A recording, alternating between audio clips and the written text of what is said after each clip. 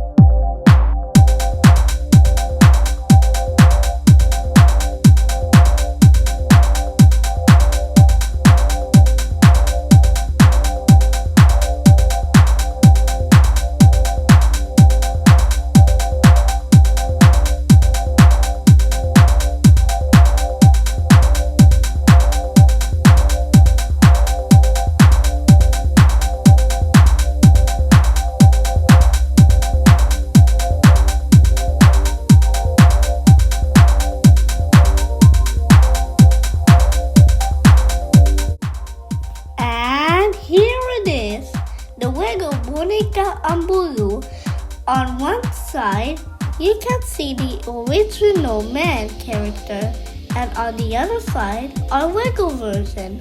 Wow! Doesn't it look funny and cool? Which one do you like better? The Lego build or the original? Comment below and tell us. Thanks for watching, friends.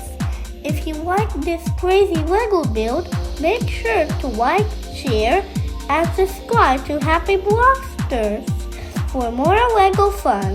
See you in the next video. Bye-bye!